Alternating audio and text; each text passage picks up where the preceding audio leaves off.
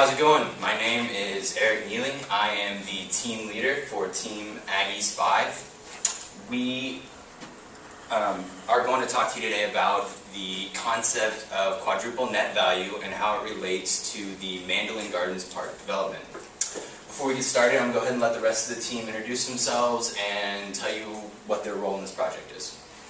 Hi everyone, I'm Dajin Shang. I'm in charge of the economic part of this search. Hello everyone, my name is Warren. I have covered the sensory part for the quadruple net analysis. Hi everyone, my name is John Choi, and I was in charge of the social and cultural value. Hello everyone, my name is Aditya Agrawal, and I undertook environmental part of the sensory of the Q&A analysis. Alright. So, Mandolin Gardens Park is an 11-acre park and retention pond located northwest of Houston, Texas. Now, this park was actually completed in August of 2011, and the total construction cost was right around $3 million. Now, funding for the park was made possible by Harris County and Municipal Utility District 230. The architectural design and layout of the park was put together by Tally Landscape Architects. Now, this is a multi-purpose park. It was designed to increase the flood protection to residents in the area while providing beauty and entertainment for those who visit. So some of the outstanding features of this park is the fact that it's so ADA compliant, and also the fact that it's environmentally conscious. So to give you an idea of some of the ADA compliant things they've done, the park features several walking and jogging trails throughout, and every single trail throughout the park is wide enough to accommodate wheelchairs for added ADA accessibility, as well as any bridges.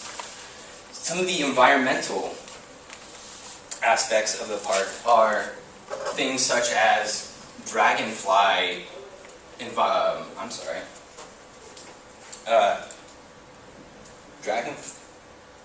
habitats located in the rivers that run through the park. Now, the dragonfly habitats serve dual benefit. They are great for the environment in that the dragonflies eat a lot of the mosquito larvae and mosquitoes themselves, and really provide a sort of natural pest control to the residents in the area. Now, the park itself has, Mandolin Gardens Park also makes a conscious effort to include the community through events such as National Night Out. Now, these type of events work to get the residents in the area together to invest time in each other, get to know each other, and to invest sentiment in the park itself.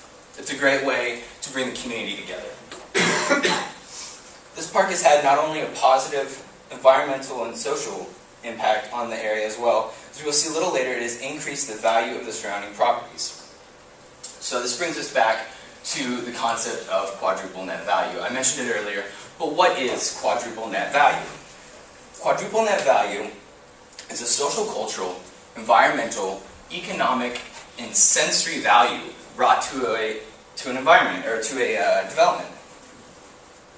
It's the idea that assets such as Mandolin Gardens Park should be designed in a way that not only increases the monetary value, but improves the world around us. It's basically a holistic design to approach to design. Mandolin Gardens Park has incorporated the ideas of quadruple net value, and I've already listed a few of the ways, but in order to get a better understanding of some of the ways that this park has really gone above and beyond concerning holistic design, we've created a video in which we will discuss this concept further.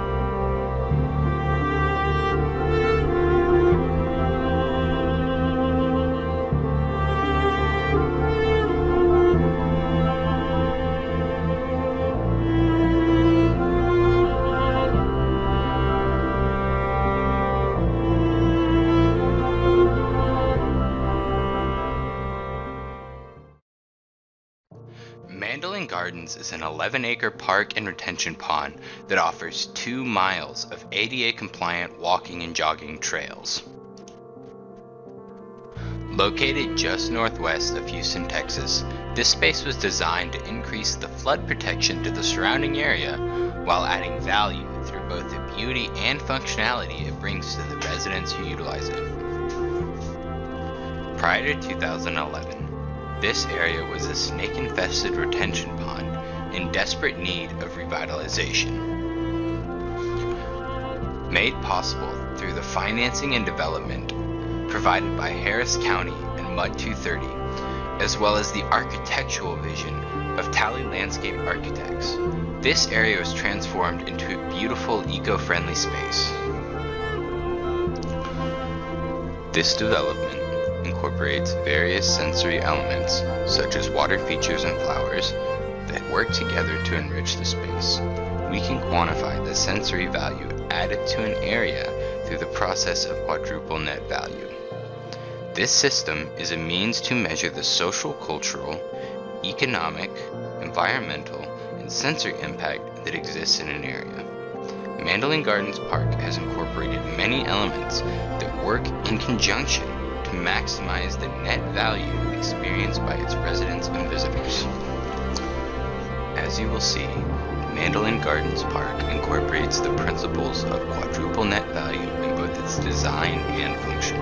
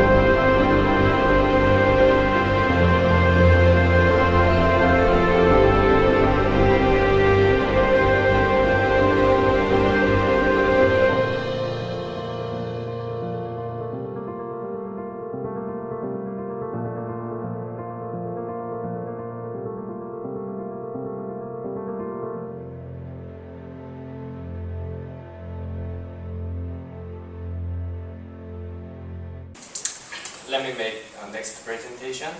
Actually, this is my first time to make presentation in English, so hopefully you guys can understand my English. As you guys know, this site was the inefficient detention basin, but it changed to eco-friendly multifunction park now. A neighbor told me that they complained a lot before, but now they are satisfied for the park. And environmentally, it was kind of infested, but now it is chemical-free and it has the sustainable green space. And it was a kind of aversion before, but now it is attractive and it is also educational. There are several social and cultural design here, and especially it designed for various outdoor activities such as walking trails and shelters, observation deck, and public arts. Also, it has a pet-friendly environment, and also there are beautiful fountains with chemical-free water and green space. And regarding the residential and neighborhood, according to real estate website, the park influences the over 2,000 residences near here, and approximately 6 residences located in the quarter of a mile range, and also approximately 150 residents adjacent to the park. And safety and security, there is no crime statistics available for Mandalay Village, but I could find statistics of county, but I couldn't find the villages. But Mary told me that it's become more secure and more safe as the number of users increases. And by the way, there are 4 police or sheriff departments near the park. And public access and connectivity, I realized that there is no public washroom in the park. So I asked Mary, and she told me that it is because most of visitors are neighbors. So, and most visitors from outside, like us, use their own vehicles, and for pedestrians, there are well-paved trails and barrier-free for bicycle and wheelchairs. And also parking is primarily roadside or neighborhood. And public visitation and events, the park's trail is mainly used for jogging and dog walking and biking by neighborhood. And shelters and chairs are also used as the space for relaxation and reading. And as you guys know, park is often used for community events. This is my presentation. Thank you for listening. Here I'm going to talk about economic value, but let's first think about why should we assess economic value for a non-profit project. I got 2 answers.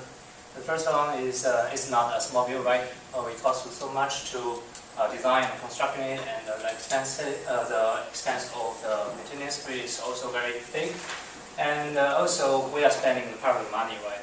So the commissioners are supposed to put the money on where it matters most. So you cannot, if the value of the park is not clearly identified, it might be misprioritized for so much public service. So in order to justify this investment, I think it will be helpful to frame its value in economic terms. So how to do this? The methodology I'm using here is very simple. First step, we just identify the beneficiaries and its benefits. And the next step is to measure it in economic terms. We are thinking about how much am I willing to pay for this service, and how much will it cost without the existing of the park. So let's say what we get. The first one is very, the most obvious value is the property value premiums. We found that the value of the property within the March 2030 is growing actually faster than the average value within the LEAG 77074. So you can see the green line is growing faster than the blue line after completion of the park, so which turns out to be about 5% value premiums and lead to increased tax fraction about $200,000 per year. And thus we also found the value of the direct use. The park provides us with performing areas and trails and playground. Actually, these residents and users are willing to pay for this service. So based on our studies, we found about $100,000 per year of the direct use value.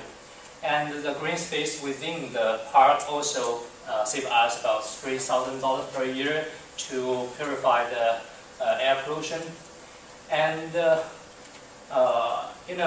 Magnolia Gardens Park, it was also the first one who was designed to use the reclaimed water for lake refill and irrigation. So by using reclaimed water instead of the potable water, we save about $400,000 per year, and its demonstration effect also will lead to a further saving in other parks. So although we have not covered all the economic value that is measurable in our study, but it's already turned out to be about twice of the maintenance expense, which has created by the park. And based on our studies, my conclusion is that economic value is derived through a good design. And in order to clearly identify the value, we have to change the way of thinking. Like actually, saving is earning, right? And in order to promote the project and promote such good design, and I think it will be helpful to make alignment between the park's economic value and its beneficiaries. So let's let Eddie talk about the environment part. So the environment part of the Q&A analysis, any real estate projects affect the environment and nature in some ways or other. It's basically the interaction. Significance of environment value, as I said, it depends on where you are living, what environment you are in, how the air quality is, and all that stuff. And that's why the environment value is significant in its own, as well as with respect to the sustainability and the future generations. What people don't realize is environment and the sustainable initiatives, they are not just amenities which we experience or which we can enjoy. They are also necessities, especially for our generation and the coming generations. About Magdalene Park, it's a chemical-free functioning ecosystem which have been attained through soil augmentation and various green spaces initiatives. Approximately 7.3 acres of green space is available in an 11 acres oasis, which has allowed to reduce the overall urban heat of the area and the surrounding the park and within the park. If the site has received any certifications, no, as per our research, it can't receive a LEED certification because it's a public park, and public parks can't get LEED certified. Though it has a sustainable site initiatives, half of the points, but it still needs more work done to get SSI certification.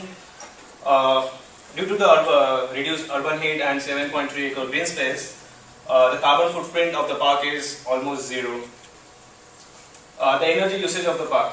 It's the only energy that the park uses, actually not the park in itself, but we can say is the reclaimed water and the water treatment plant. That's the only energy used by the park. Otherwise it's all natural and open. We use natural light, air and surroundings.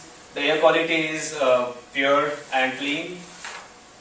As you saw in the video, we have a natural wild growing grass and lawn, which has allowed the runoff coefficient to be very low, 0.2, and the impermeable surface is only 16%, that is the trail which people use, and which has allowed to increase the detention capacity of the park by 13% than it used to be. Water harvesting system, it's a detention basin. There are no water harvesting system in place. It already is used for water detention. Water usage, reclaimed water is used throughout the year, especially in summer and no rainfall period. Park also use a very effective irrigation system and which use sensors to detect if the park needs more water, if it has water, to plant flora and around the park. Public environment awareness. There are educational and environmental boards throughout the park which creates the awareness of the public, and the National Public Night Out. It also increases the environmental awareness of the park and environment value. There are also instructional boards throughout the park which instruct the users of the park how to use the park, not littering, and important values of the park. Now, Varun will continue the sensory part. Alright, let's move on to the sensory analysis. We feel that sensory occupies a very important position among all the 4 values. And this is mostly because of whatever modifications that we do to a particular place, ultimately it boils down to how a person perceives it. And this is done through the 5 senses. And so what concept we've used over here is we've taken different aspects of the park, like the entry, the picnic spot, all those, and then we analyze how a person perceives it and what all senses are activated in that.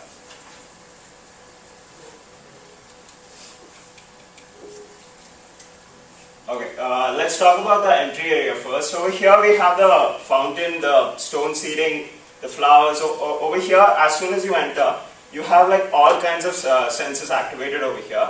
And then as you move into the side, we have like green spaces on either side, which improve the visual appeal of the park. And then again, another point worth mentioning over here is that as we move further into the park, we move away from the sound level. And you might have all seen in the video that we had a cypress dome and seating around it. So this promotes more people to come in, do activities like meditation, which again lets them appreciate the place at a much more deeper level. And all these combined with the soothing natural sounds like the bird sound, the insect sounds, allow them to appreciate it at a much deeper level. And another thing is the trash bins inside the park, they have been placed at much more farther distance from each other, and they have been placed at different corners so that it does not interfere with the natural smell of the place. And another thing is we don't have any restaurants or any other commercial spaces that are like close by to the park. This could be seen as an advantage and a disadvantage because, we look at it as an advantage because again it does not do anything to interfere with the natural smell of the place or produce any extra noise or congestion or anything.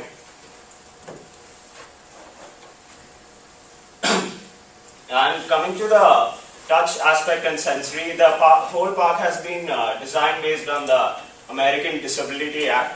This is mainly because the architect wanted each and every person, regardless of their disabilities, to be able to appreciate, like by whatever way they want, like be it touch, be it visual, it should be accessible for everyone. And talking about the taste aspect, like the picnic spot has been placed at the northern corner, again because that's like an area where people come, they enjoy a meal, they talk, so this shouldn't interfere with the other activities inside the site.